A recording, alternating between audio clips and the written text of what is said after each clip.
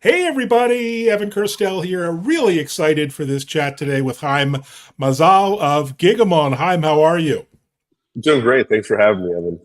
Thanks for being here. You have a really legendary career, to be frank, and I'm so excited to pick your brain on so many different topics around the cybersecurity space. Before that, would love for you to introduce yourself, your background, your bio, and your role at Gigamon these days. Yeah, absolutely. Thank you so much. So my name's Chaim Mazal. I'm the Chief Security Officer at Gigamon. So I'm responsible for all corporate security, product security, IT, backend business applications, pretty much the whole technology stack at Gigamon. Prior to Gigamon, I was at Kanji, where I was the SVP of Technology and CSO, where I was in charge of product development and security for that MDM platform. And prior to that, I was a CSO at ActiveCampaign, which is a global leader in sales and marketing automation, competitors to Marketo and HubSpot. A little bit about me. I've been in the community in security for about 15 years. I've been highly, involved with a multitude of different security product companies, helping working on product roadmaps, really being able to drive solutions for the industry and for my peer group, because security is an evolving challenge, and making sure that I'm able to go ahead and influence it selfishly to be successful within my role and to help my peer group be successful within theirs. Love the mission. We're going to dive in. The focus today is observability. And, definitionally, let's start there. I've seen many different definitions. How do you define observability today? And why is it such an increasingly fundamental role in protection and security in the modern enterprise? Yeah, absolutely. So I'm going to talk about it in the broad sense, and then I'll talk about it Mhm. in a more particular sense as well. So observability, first and foremost, is the ability to have visibility end to end across all of your applications and or assets in your environment. So the key to security and reducing risk for organizations is being able to have detailed insight into what you own. And if you can't do that, it becomes extremely hard to be able to fulfill your mission statement in the world. So observability historically has been really around application performance monitoring, and a lot of the things that have gone into it are using metrics, events, traces, logs to be able to have indications of what's happening across your applications and or what's happening across your servers from a non-intrusive perspective. The only problem with that is that there's limitations to those data sets, and it doesn't give you the full end-to-end spectrum. And so, in the broader sense, it's helped us get to where we are as an industry, being able to have a lot of visibility and detailed insight into what's happening across our environments and our applications and our assets. But it's not without its own shortcomings as well, which I'll talk about here a little bit as well. So one of the things that we believe is at Gigamon is missing from this picture is having deep observability, which is one step further, which is kind of how we take this to the next level. And deep observability means that we take one of the shortcomings of observability, which is that mutable traffic via logs, right, which can be altered and tampered with and overridden. And we say we're going to take that network level telemetry, the full packet capture. We're going to go ahead and take that data, and which is immutable, right? You cannot go ahead and alter and change those data sets. And we're going to go ahead and reduce it down to metadata. So an organization could fully reconstitute that data and be able to have the insight and detail and validation, verification that this isn't true, the real information that's taking place and being transferred across their environments, whether that's their servers and or their applications. Fantastic. Give us some examples of more recent threats specifically that have led to this, shift in need for deep observability. What are you seeing out there today? Yeah, absolutely. So not so long ago, without going into a great amount of detail here, but within the last 3 to 4 months, there was a pretty considerable breach. And that breach, there was a bastion that was held within an organization for over 6 months worth of time, and they were able to go ahead and gain access to some network level hardware, and they rewrote the logs to go ahead and show essentially for the EDR solution that was in place that there was no alert that was actually bypassed or triggered. So within that 6 month period of time, they used that to do reconnaissance and be able to pivot laterally throughout that environment to be able to gain access. Obviously, to more critical information and data sets. And this isn't something new. This is something that we've seen historically for a while, but it's something that's become more and more prevalent as sophistication evolves amongst attackers. Yeah, sophisticated indeed. Now there are cost implications, resource implications for Yeah. increased observability and security. So how do you balance this demand for increased threat protection with other priorities of the business? Yeah, absolutely. It's definitely something that has to be taken into consideration. Obviously, there's a give and take. So historically, with observability, right, you have to have a detailed amount um, of of individuals who are working either in your security operations or they're working in your infrastructure team or your network operations team, being able to go over and view these logs, being able to write rule sets and perform threat hunting and things like that. So obviously that cost that everyone has been paying for it is going to stay there. But the difference is like, hey, how can we be more effective with some of these observability, with some of this data transfer? How can we be more performant? How can we essentially be able to have a better outcome for less money in on the Mm, performance side within our environments? While still staffing it appropriately with the right individuals across the right business units. But really, something that we've seen is success with our net flows. Not all tools need all access to all data at all mm, times. So being able to figure out effectively how we transfer the appropriate data to the appropriate tools so you can get that steel thread and get that full end-to-end view across your environment is something that's been key for us. It's easy to log, right? It's hard to log well. This is an mm, age-old adage across technology organizations. So for us, right, we want to be able to have the full view of that immutable network level data. We want to be able to have the full actionability of that data, but we want to make sure that we're piping it to the right places at the right time. And that's giving us advantages as far as performance, as far as egress, ingress, and being able to be successful across a multitude of environments. So one of the big problems that we're seeing as far as cost effectiveness and efficiencies is with the hybrid cloud and on-premise environments. The diversity of these different areas has a huge impact to cost, right? So a lot of times organizations say, hey, how can I get, the furthest without being, completely stuck in this circular fashion of like, we're never going to be able to afford for the value that we're getting out of this. So I think Gigamon solved this problem in a unique way by saying, hey, we're going to reduce the amount of egress that you might have or reduce the amount of ingress that you might have and make sure that you're still getting that full view holistically across all of your environments. You have that steel thread, that single pane of glass, but we're doing it in a much more performant, cost-effective way where we're feeding the right tools, the right data sets to have that full view. that's fantastic. And what differentiates deep observability from other best practices or approaches to security? You've seen them all personally Yeah, firsthand. What say absolutely. you? So I think the most interesting part is it's that continuous validation of your data set across the board, which for me is worth uh, every single dollar spent in my security program because it gives me an extra level of confidence that allows me to sleep well at night. So I have tools and I have systems, and I'm feeding in all this data across the board and I'm not 100% sure if that data has been validated. I'm not 100% sure if that east-west traffic, right, that I seemingly have insight into, that if it's nefarious or normalized traffic, and being able to have insight to this information, saying like, hey, I have all my tools, I have all the metrics, I have all these things being fed, but then underneath that, right, I have this continuous flow of data that's continuously validating that my data is in fact, uh, real and true.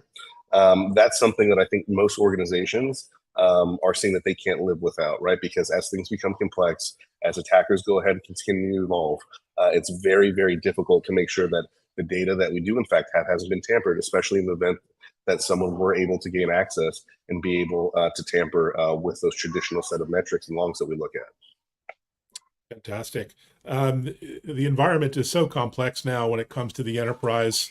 We have enterprises with multiple clouds now, not just Yeah, hyperscaler public clouds, yeah. but private clouds and hybrid scenarios.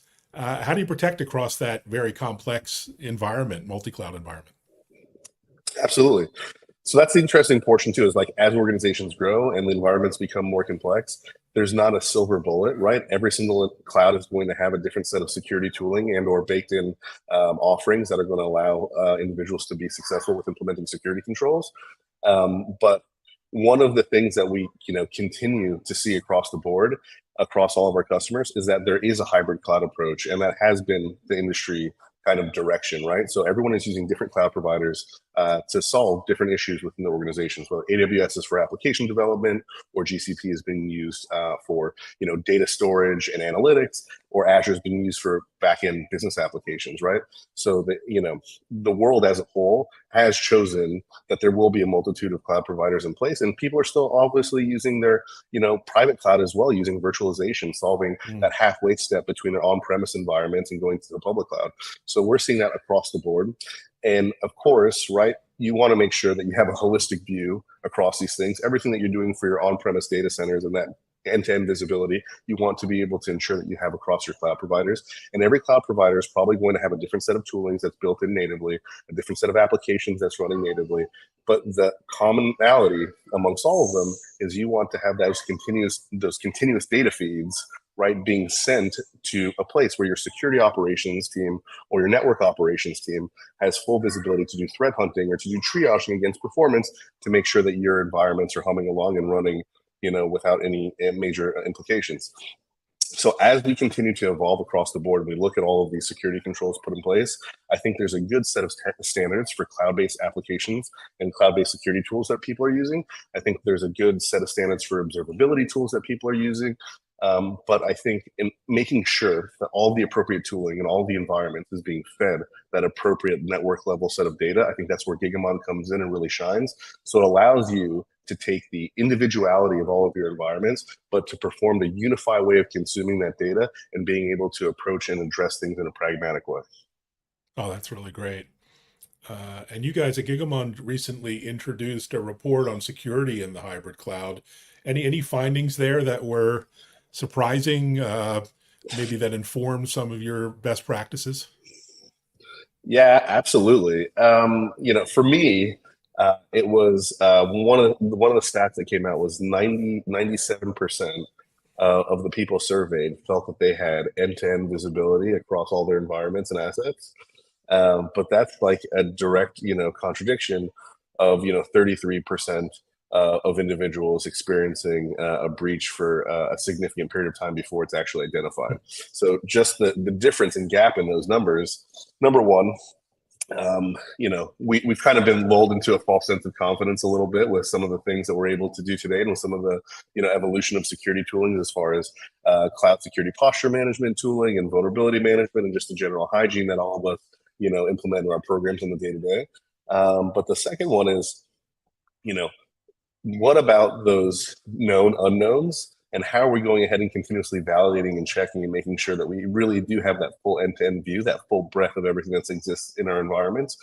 Because again, as businesses continue to evolve and as we continue to add value for our customers, right, the complexity of environments increase. We're going to continue to add additional assets and resources.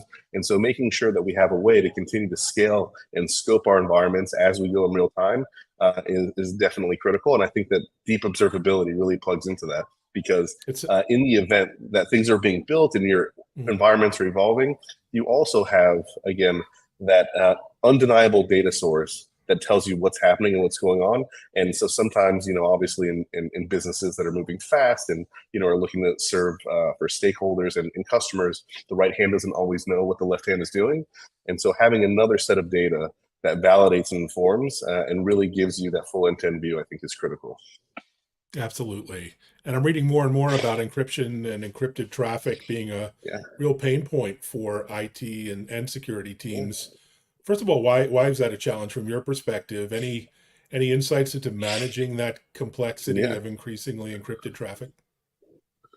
Absolutely. So one of the things, I think this is definitely multifaceted here. But cloud providers, said, hey, we're going to encrypt all traffic out of the box, right? Because encrypting traffic is a good thing to do. And, historically speaking, from an attacker perspective, not all exploits and protocols that were used, right, to gain access to companies and data were over encrypted traffic. So it used to be a best practice was an easy way to identify a third-party actor, nefarious actor, was looking for the unencrypted traffic, right? Obviously, as things evolved and as there's been, a whole bunch of frameworks written for exploits and to help, bad actors be successful in their critical role and mission statement in the world, that has changed to doing it over encrypted protocols and encrypted traffic and using similar ciphers and blending in with normalized traffic across environments. So as the cloud providers say, hey, everything's going to be encrypted, out of the box. So in the worldview is encrypted traffic is good. So now it's a double-edged sword because all the good traffic is encrypted, potentially bad traffic is encrypted, and you don't have any real detailed insight to what's normalized, what's good, what's bad, what's being transferred, in east, west, or north, south. So it's very, very hard. And most organizations, I think, are starting to come to terms with this. And some best practices that organizations had on premise with running their own key management systems, having their own decryption capabilities, all of those things are pretty heavyweight. Take resources, take time, take planning, and take ongoing continuous maintenance.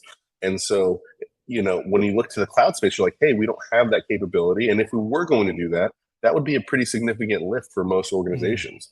So I think having deeper insight into encrypted traffic, the normalization of that traffic, and make sure that you have a lot of detailed insight into east-west traffic, especially in modern containerized environments, right? Using Kubernetes and containerization as a whole in cloud-based environments is going to be critical for organizations to be successful. Totally. So we find ourselves in an interesting place in the enterprise now. We went from remote work to hybrid work, and it's almost like no two enterprises have the same hybrid strategy. So in this mix of a little bit of chaos and uncertainty, I mean, what is the role of observability now looking forward in this, it's a bit chaotic environment in the Absolutely. enterprise? Yeah, it's funny. Me and my some peers of mine were just having this conversation yesterday. Gigamod focuses really on the server and the application side, but we were talking about like the expansion, the adoption of SASE across the board, making sure that we're looking at identity and access management. We're managing remote networks. We're being able to give all of our end consumers and end employees all the freedom to be able to do their job and to do it well by making sure that, and also making sure we have detailed insight into what's taking place across our corporate environments, our network traffic, and all those things.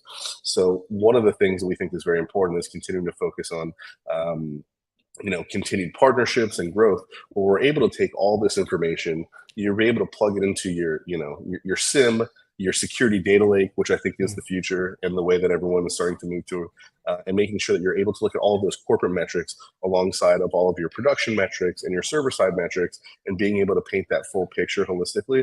But I think there's been a huge amount of innovation that was driven by COVID and remote work. And we're seeing a lot of really cool things happening across the board. I don't want to plug any direct companies, but listen, I think Cloudflare's been doing a tremendous job. Zscaler, we've seen some cool stuff from Netscope. So I think there's a lot of things, a lot of areas of improvement that we've seen in the last 2 years that are really helping us evolve as practitioners and operators across the board. Yeah, it's a uncommon bright spot in our industry is this enhanced collaboration. Speaking of which, you do a lot of education with customers, things like this video and face-to-face meetings. What are some of the common misunderstandings, misconceptions around observability and security? There's a lot of FUD or unknowns out there, perhaps, with Yeah. deep observability. What do you see most often? Yeah, absolutely. So I think for me is, people feel very, very strong about a certain set of controls or a certain set of observability they might have in one environment.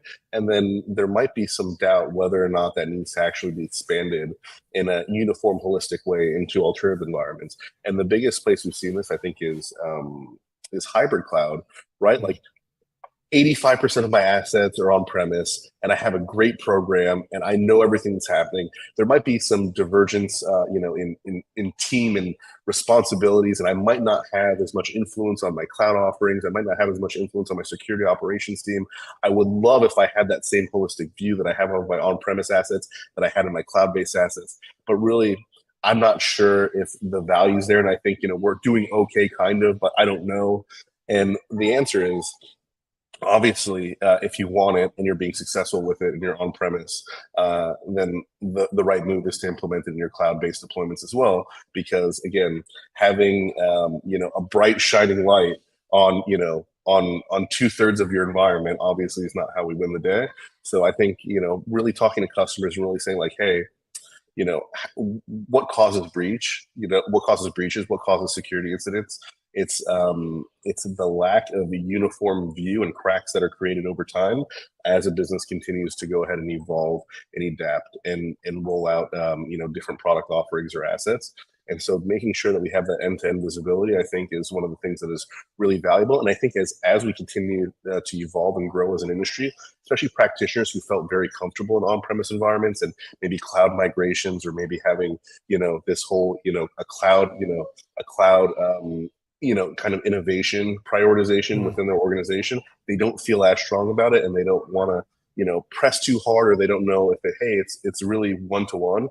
And I would say the answer is yes, right? All of the best practices that you've done for your on-premise environments, you should be doing in the cloud as well. And I would go back and port that over as vice versa. Some of the new innovations in the cloud and best practices, we should be looking to implement those things on our on-premise environments as well.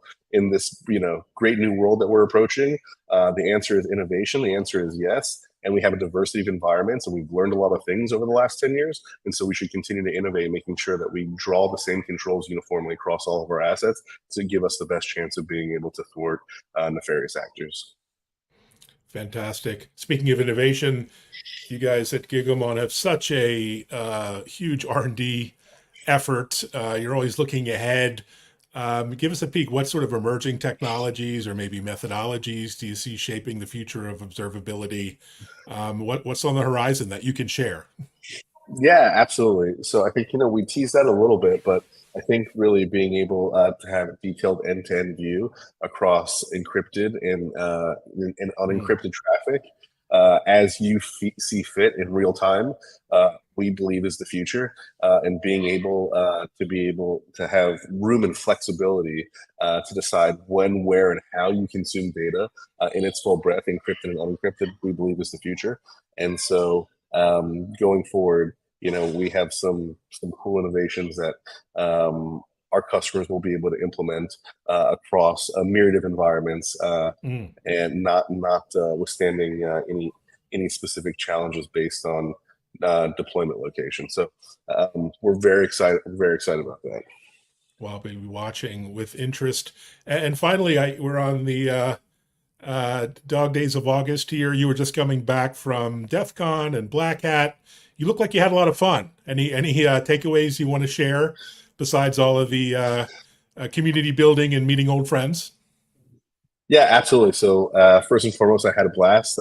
I've been going for a long time, longer than I can remember.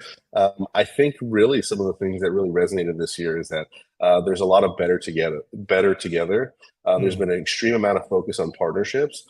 And I think a reoccurring theme that I've heard is that we're all acknowledging that security is a data challenge, right? So having the right data in the right places is how organizations are going to be successful. And with that, we've seen a lot of strong investments moving to security data lakes, as I mentioned previous. So whether that's with Amazon Security Data Lake or Snowflake Security Data Lake, being able to have all of your data concentrated in a singular place, and then being able to overlay the tools that you want to be successful, making sure you can aggregate all of the data into the data lake in the first place, and then having the tools overlaid to be successful, I think is going to provide practitioners new flexibility that previously wasn't had. And we're going to be able to be a lot more successful again with making sure that we have the end-to-end visibility. But I got to tell you, if I had 10 conversations, security data lake was like 7 of the 10. mm. And so I think that the industry is moving towards flexibility with data management, being able to overlay SaaS security tools, and thinking about like comprehensive, holistic ways to have everything you need at your fingertips at all times, and then choose how you want to view, digest, and report on it. So I'm very Fantastic. excited about that. Well, you're such an inspiration. And any advice to aspiring CSOs or cybersecurity geeks in general, career-wise, professionally, personally? You've had an amazing journey and career. What advice can you give those younger folks out there coming up in the industry? It's it's cliche, but if you do what you love, it's not a job. And Mm, I think one of the biggest things that we can do as security providers is we can provide value, or security professionals is provide value back to the business. So if we're mm, continuously tying in our efforts and our accomplishments back to the business initiative, that's how we continue to gain funding. That's how we continue to have respect in the organization. So security for the sake of security, while is important, it has to be security for the sake of the business. And so mm. making sure that we keep that front and center, and that we're solving problems for our customers, we're solving problems for the business, right? And will give us the tools and resources we need to do the job that we're expected to do on a daily basis. Fantastic. Well, wonderful advice, wonderful insights. Thank you so much for sharing your time. I know you're very busy. Much appreciated. And thanks everyone for watching. Reach out to me or Chaim from Gigamon with any questions, feedback. We love comments, replies, shares, etc. Thanks so much, Chaim. Thanks so much, Evan. Pleasure being here. Thank you. Bye bye.